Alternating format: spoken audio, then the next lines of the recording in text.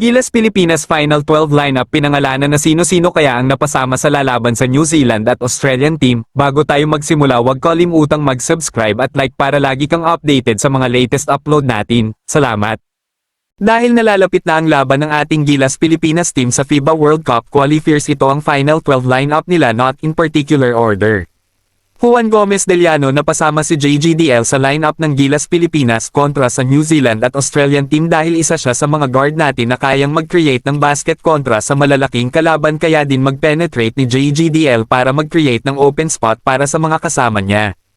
Calvin Aftana napasama din sa Final 12 ng Gilas Pilipinas ngayong window. Si Aftana dahil mga shooters talaga ang kailangan natin ngayong window dahil malalaki ang kalaban, mahihirapan tayo sa shaded area, kaya player na kayang tumira sa labas ang kailangan natin at ang isa sa mga kailangan natin ay si Calvin Aftana. Scotty Thompson. Si Thompson ay napasama din sa Final 12 ng ating Gilas Pilipinas. Alam naman natin na kung titingnan natin kung sino ang pinaka may kabisado sa system ni Coach Tim Cone sa Gilas ngayon ay si Scotty Thompson na yun, at bilang point guard pa natin madadala din ni Thompson ang hustle at energy nito sa loob ng court.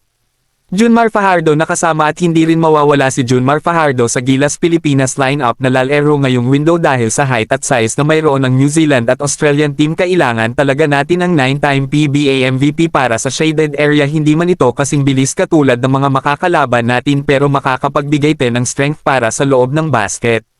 CJ Perez napasama din sa Final 12 ng Gilas Pilipinas. Si Perez dahil siya ang isa sa mga defensive guard ng Gilas Pilipinas, pagdating sa mga guard star player ng kalaban siya ang masasabi natin na magbibigay ng pressure sa mga kalaban sa depensa pagdating sa backcourt position.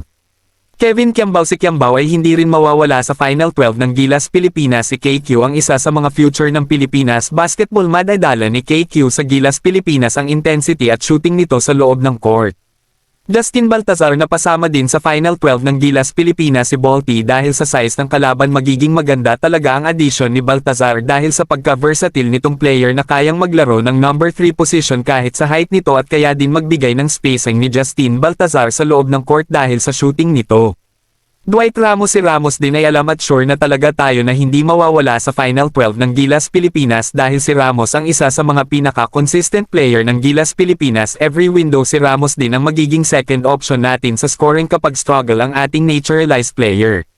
Justin Brownlee. Si Justin Brownlee ang ating naturalized player na lalero ngayong window ng FIBA World Cup qualifiers, madadala pa rin ni JB sa Gilas Pilipinas ang shot creating nito at ang scoring skills nito na kailangan talaga ng Gilas Pilipinas, kaya din mag-create ni Brownlee ng open spot para sa mga kakampi niya gamit ang drive to the basket move nito.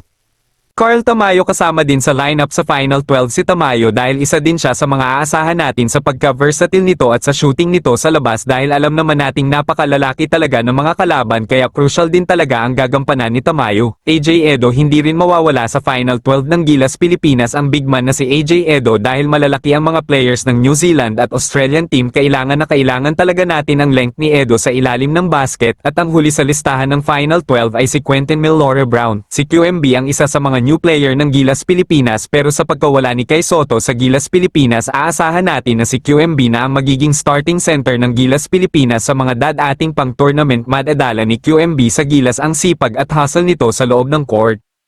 Kung kayo ang tatanungin mga ka-Lloyd Sports Zone, tingin nyo papalag na kaya ang lineup ng Gilas Pilipinas kontra sa New Zealand at Australian team? Comment na! At bago matapos ang ating video, huwag kalimutang mag-subscribe at like para lagi kang updated sa mga latest upload natin. Salamat! Shoutout nga pala sa 7,863 nating subscribers. Maraming salamat sa patuloy na pagtitiwala sa ating channel.